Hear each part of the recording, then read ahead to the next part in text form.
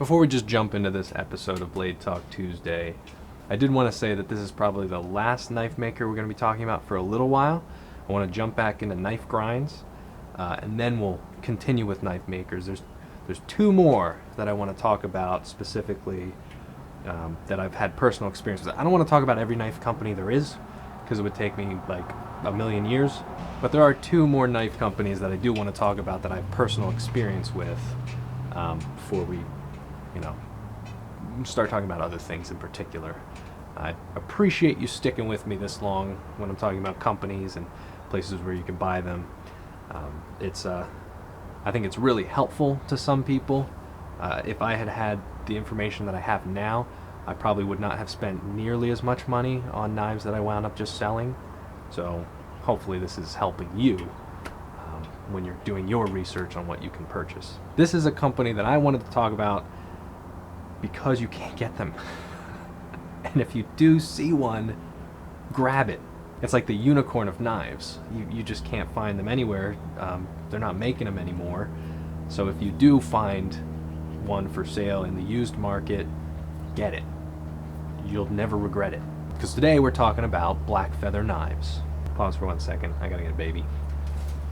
Alright, I apologize for that. I have my screen porch open, or the door open, so if you hear some fussing or something like that and I jump out, that's because there's a baby over there that needs my attention, first and foremost. So, to begin our discussion of Blackfeather Knives, Joe Honeycutt, the owner and operator of Blackfeather Knives, started the company, I don't even know when. Let's see if I can find it. Doesn't have a website anymore. I don't know what happened, if he lost the domain or just lost the rights to it, or the design just kind of went away. But let's see. He has a Facebook group and a Facebook page. So I'm gonna see if there's any information on the Facebook page. High quality handmade knives from the backwoods of Virginia. That's it. Originally they were called Primal Edge knives. I know that much. For a while, Blackfeather Knives was one of my favorite custom knives. I just thought Joe Honeycutt did a fantastic job on heat treat, design, the shape of the knife, and he only had a few different designs he would go with. One of the more popular ones is the Black Lore. It's a woodlore style knife, and I just thought that design and shape, there's not much more you need than that, center line point, simple kind of Coke bottle-esque handle, and a Scandinavian grind in 01 tool steel. I mean, it's kind of just your classic iconic bushcraft knife. This obnoxiously green sheath is one I made. I ran out of leather dye and I wanted to experiment with permanent markers, and it worked.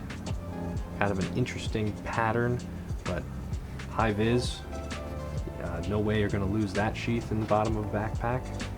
So I thought it turned out pretty good. But that's not what we're talking about. We're talking about the knives themselves. Another design that was very popular is called Bush Tool.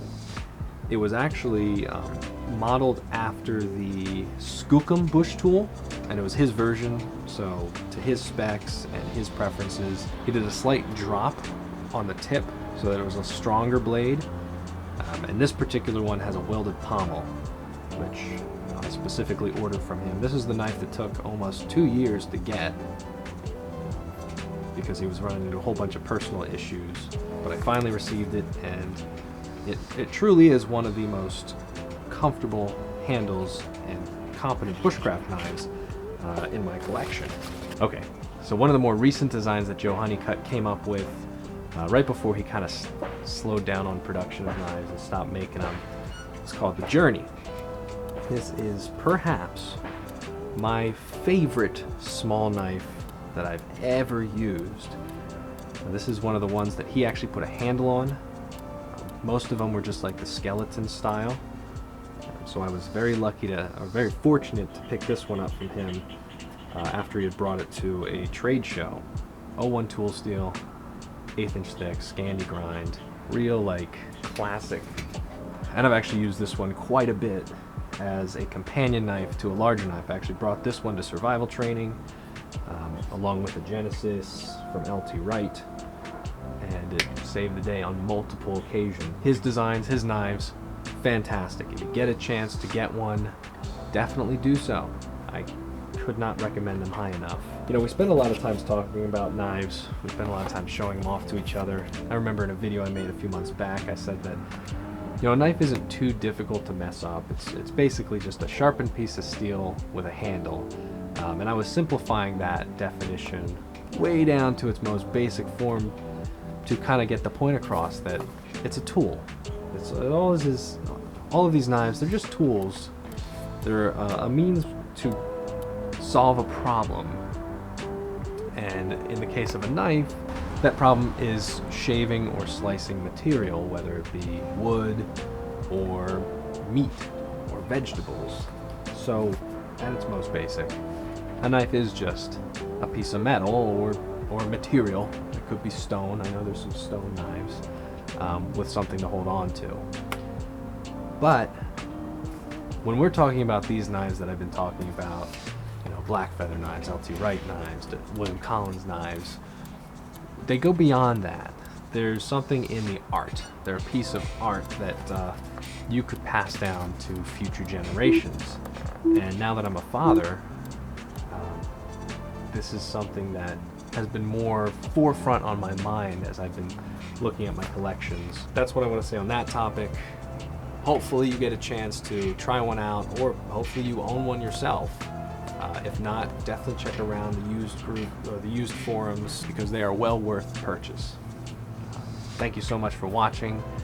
Again, this is going to end our discussions on knife makers for a little while. There's a couple more that I want to talk about, but I don't have them in hand yet, so we're going to jump. I'm probably going to skip around a little bit, talk about knife grinds next week, and then jump back into knife makers if they actually show up. So, once again, thanks for watching. Joe Honeycutt, if you just so happen to see this, we miss you. We miss your products, we miss your designs, and we would love to see you making knives again. That's what I got for you. Thanks so much for joining me, and I'll see you in the next one. Take care.